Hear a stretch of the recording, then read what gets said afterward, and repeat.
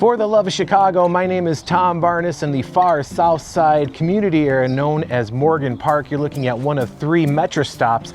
This one is a famed Queen Anne structure built back in 1889. That is the history of this, as this used to be the suburbs back in the day. I'm going to learn all about the history of Morgan Park from my friends over at the Chicago History Museum, as well as the founders of the Southside Irish Parade. Happened right here in Morgan Park.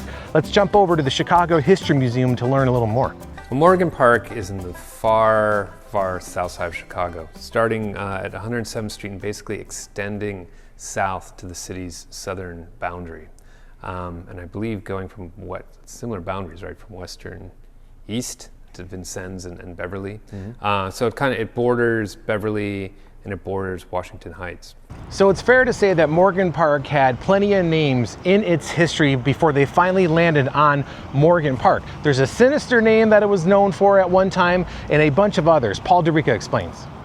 Morgan Park has been known by many names throughout its history. For a good portion of its early history, it was referred to as part of North Blue Island because the suburban town of Blue Island already existed, and this was north of it.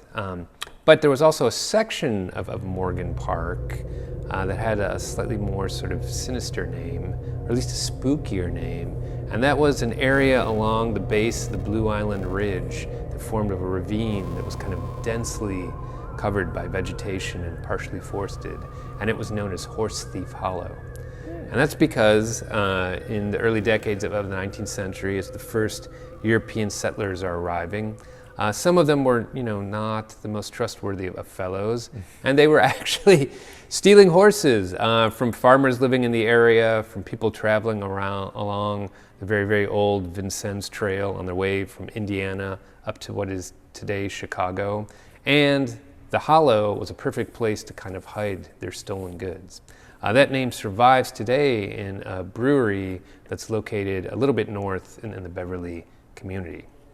But how did Morgan Park get the name Morgan Park?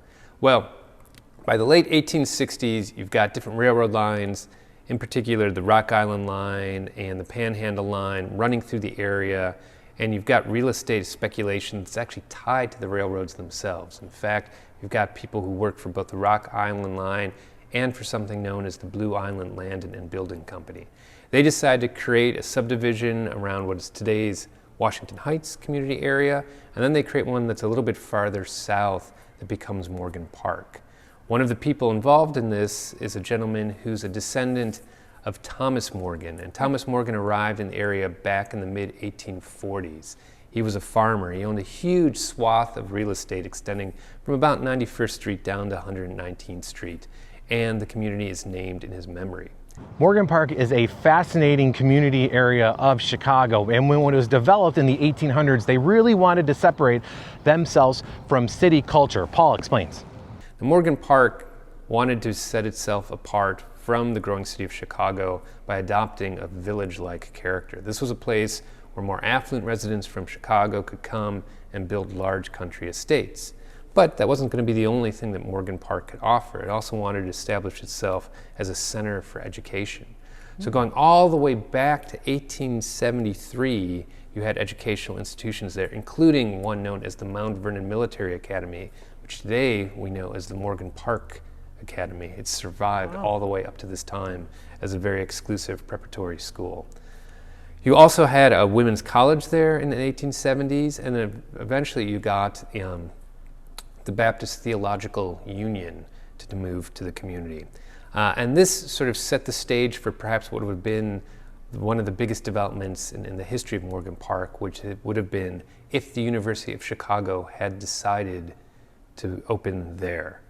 Because a lot of the founding figures associated with the University of Chicago, including its first president, William Rainey Harper, were living and working in Morgan Park in the 1880s, in the decade leading up to the founding of the University of Chicago. But the decision was made that the Hyde Park neighborhood, where they were able to get cheap land from Marshall Fields, was a little bit closer to the city and perhaps would allow for the university to gain more access to the city's resources. And so the decision was made not to have the university there in Morgan Park, profoundly changing the sort of development of that community. All right, you got to tell me about George C. Walker and his legacy here in Morgan Park. There is an interesting remnant from that era. So one of the officials with the Blue Island Land and Building Company, who was also associated with the Rock Island Railroad, was a gentleman by the name of George C. Walker. If you're familiar with the University of Chicago campus, there's a building called the Walker Museum that now houses the English department. It's named from as well. And Walker decided to build a library down in Morgan Park in anticipation of the university coming. And that library still stands to this day. It's the Walker Library on Hoyne in the Morgan Park community. It has the distinction, this is interesting, its exterior is the oldest exterior that's part of the Chicago Public Library system. It underwent a major expansion and renovation in the late 1920s and again over the past 30 years. But architecturally, it remains a very kind of singular branch within the Chicago Public Library system. Morgan Park prides itself in being one of the most diverse community areas in the entire city of Chicago, especially going back to the 1960s. Paul explains. And the Morgan Park High School is also another example of how, like Beverly to the north, Morgan Park was a community that survived the racial demographic changes of the mid-20th century. Like Beverly, Morgan Park remained committed to integration, and today it remains one of the more integrated communities within the city of Chicago. When you walk through Morgan Park, you realize that you're surrounded by beautiful architecture. Paul, tell me all about it. Like Beverly to the north, Morgan Park is a great place if you're a lover of Chicago architecture. You know, you've got your Chicago bungalows and your raised ranch style bungalows and your kind of usual 2 flats and 3 flats, although not as much as you'd find in other parts of Chicago. But you also have a lot of really beautiful prairie style houses, Tudor houses, Georgian style houses that reflect the more suburban character of the community. So I've done a lot of these videos now, and one thing in common with the outlining areas of Chicago, they were all annexed about the same time, but not Morgan Park. And there's a particular reason about some fancy water. Paul? Unlike a lot of surrounding communities like Beverly and Washington Heights, Morgan Park seemed very ambivalent about becoming part of the city of Chicago and really sort of treasured its independence. There was a vote that was held in 1911, which is pretty late, about whether or not it would be annexed to the city of Chicago. The residents voted to join Chicago, but there were some irregularities, and so the results were nixed. And it wasn't until 1914 that those who wanted to join Chicago finally turned out as a clear majority, and Morgan Park became part of the city of Chicago. One of the things residents were worried about losing was their remarkable artesian well water. So Morgan Park was an area known for the purity of its drinking water, and they really didn't want any of that Lake Michigan water, which is what they would get by becoming part of the city of Chicago. Here's a fun fact for you. Even though the Southside Irish Parade started in Morgan Park and now shares it with Beverly, Morgan Park was and still is a dry town, right, Paul? Morgan Park, because of the people who first settled there, you know, a lot of them were Baptists. They were against drinking, so Morgan Park was a dry community, a characteristic that it retains to this day.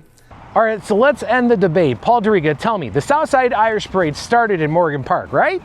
Morgan Park is also the birthplace of the Southside Irish Parade. Now, a lot of Chicagoans associate the Southside Irish Parade with the community to the north, Beverly. The current parade route, of course, runs partially through Beverly on Western Avenue. But as Morgan Park residents will tell you, the Southside Irish Parade was started by 2 Morgan Park residents in that community, and a good portion of the parade route still goes through Morgan Park to this day. So an interesting thing about Morgan Park, Beverly takes a lot of its thunder for some reason. It just happens that way. One of the places that I'm talking about in particular is Beverly Records, and also you have the Beverly Art Center. But those are in Morgan Park, right, Paul?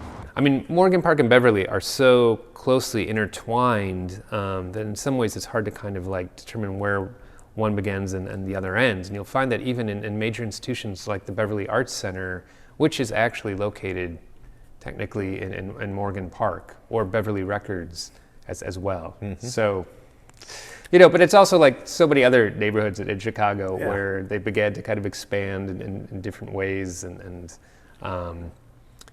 But you know, the longtime residents, they're very clear about where those boundaries exist.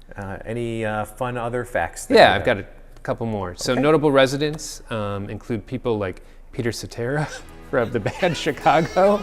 Why are you laughing? That's a great one. I know, just because it's so random, right? It's like, but makes sense. But my favorite has to be Mae Jemison, the astronaut who was part of the Space Shuttle Endeavour's crew.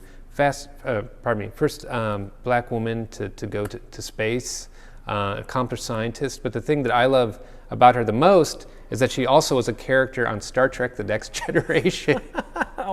Which for those nerds, that's just amazing. She's an astronaut and she's on Star Trek, which is really great.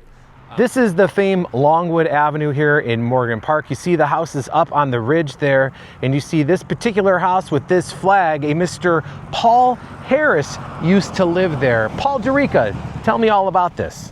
In the Morgan Park community, that's where you'll find the house that belonged to Paul Harris. And now, while you might not recognize the name Paul Harris, you probably recognize the organization that he helped establish in Chicago, and that's Rotary International. So Rotary clubs, which are like all over the country and all over the world, they started right here in Chicago, and the person who was a leading figure in creating that group lived in the Morgan Park area, and now his house is in the process of being turned into a house museum. All right, so now you know some of the history of the Morgan Park neighborhood. Let's dive further into that history. One of the co-founders of the Southside Irish Parade in Morgan Park, Mrs. Coakley. Let's talk to her now.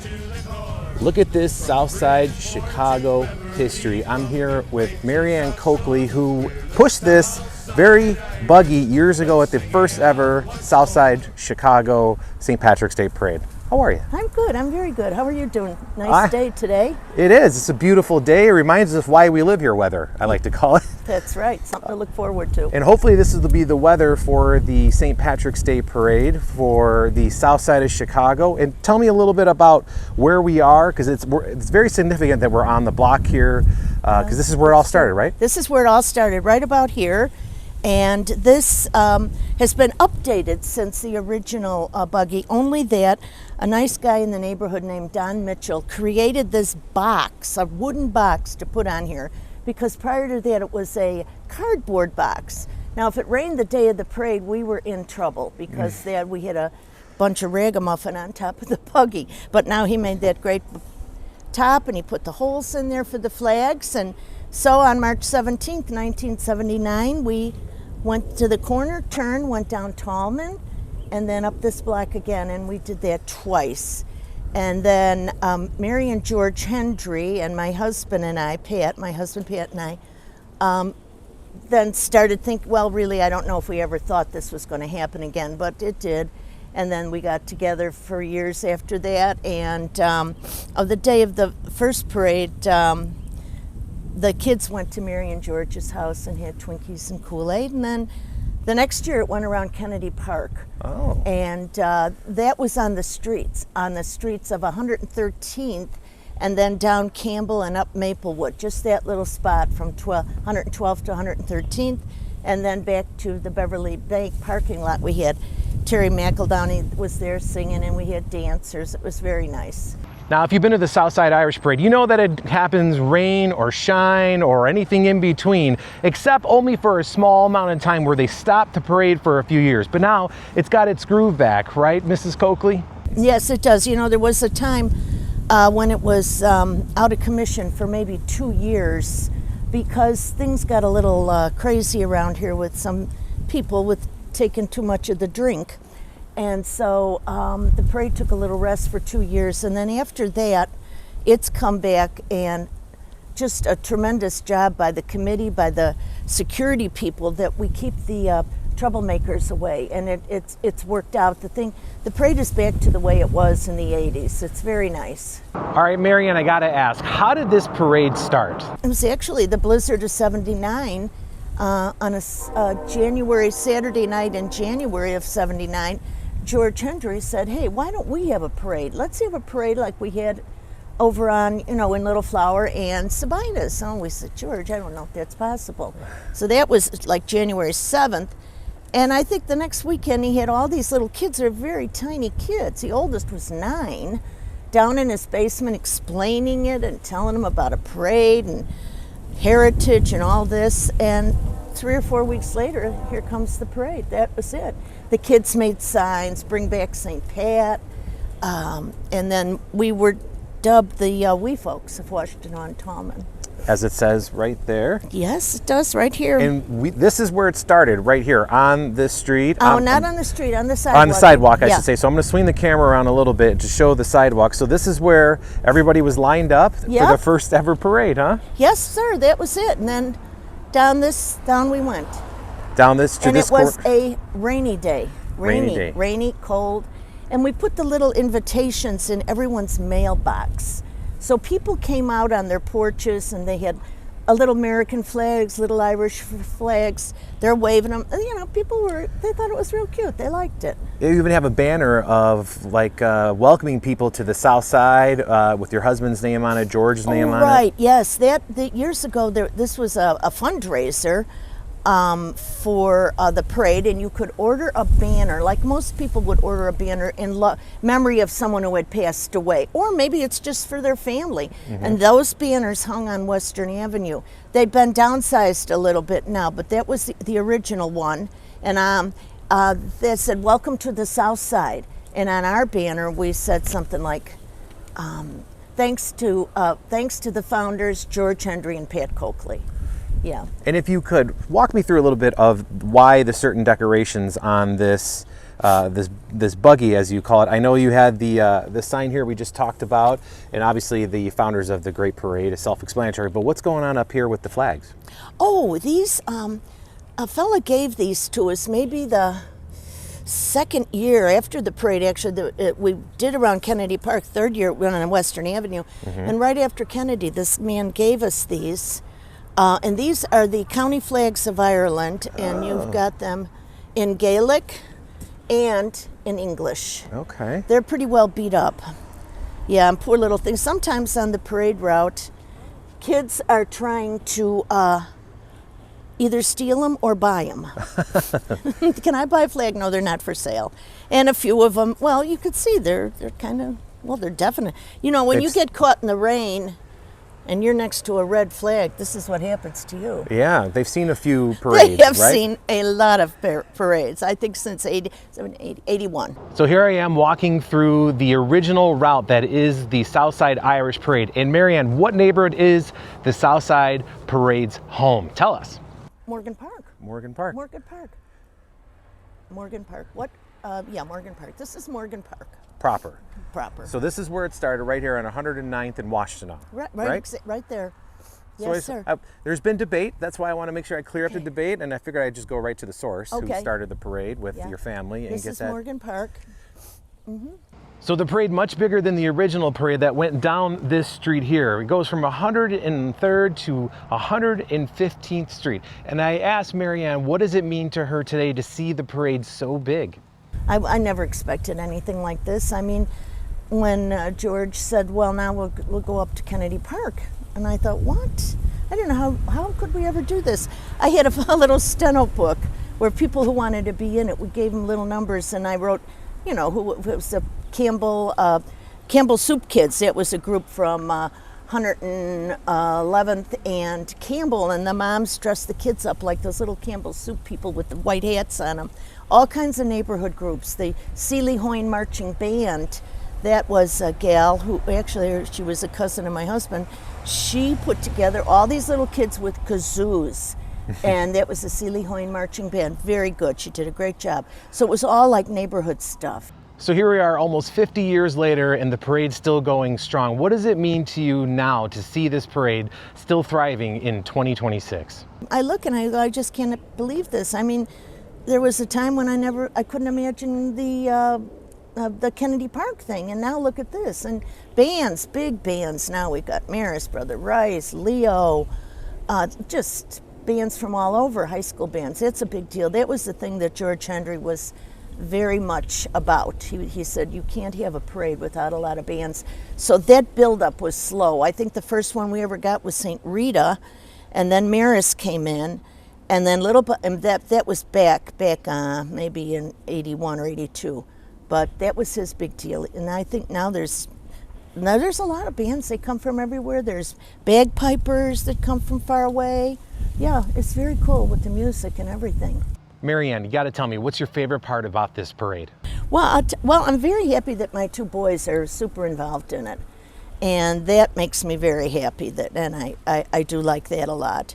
And I also like that I don't have to do as much work as I used to.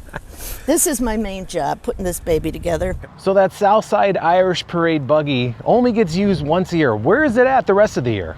Well, recently the parade committee got a locker at one of those rent-a-places where you could put your stuff when you're moving or whatever. And so now they have a locker, and the good old buggy is in there along with leftover t-shirts and letterhead and envelopes and anything, so it's not in people's garages. Right. It's taking up a lot of space. And the day of the parade, does it come out and this do is people out get to now see it? for this is out for the season right now. And it go back on the porch, and then maybe a couple of days before the parade, my neighbor Danny Letts, he lived over there. He's married with a couple of kids now, but he'll come with his truck and we'll load it in and bring it down to my son Pat's house, because he's at 103rd, 102nd in Oakley, and it's a close walk. Yeah. See, we used to walk this from about here. Oh man, that was a walk, you know, and then go back again. And I used to walk all the time, but now I get a golf cart and I decorate it. Looks very cool. Mary Hendry and I sit in the front of it. We tool along. It's very cool. Marianne, tell me, where did this buggy come from, and what is the significance to the Southside Irish Parade? This is a baby buggy that my son Pat, who will be 55 in April, sat in, laid in. This was his bed, his little buggy, his bed. Ultimate repurposing. Yes, but like I say, I'm a little nervous, although it's been on the street the last couple of years, but I just have visions of something happening and the whole parade has stopped, you know? All right, so being that you started this whole Southside Irish Parade with your husband and your neighbors, do you have any fun morning of the parade traditions? St. Cajetan has a mass. I think it's at 9. And yeah, we have some great priests around here, like maybe Father Tom Hurley gives, and mostly they give dynamite homilies. It's really great. So the Southside Irish Parade, the biggest parade outside of Dublin for St. Patrick's Day. I gotta ask, what makes it so special to the city of Chicago, and why here on the South Side? Well, I'll tell you what, not right exactly now, but maybe a week before the parade, you can almost feel something cool is going to happen.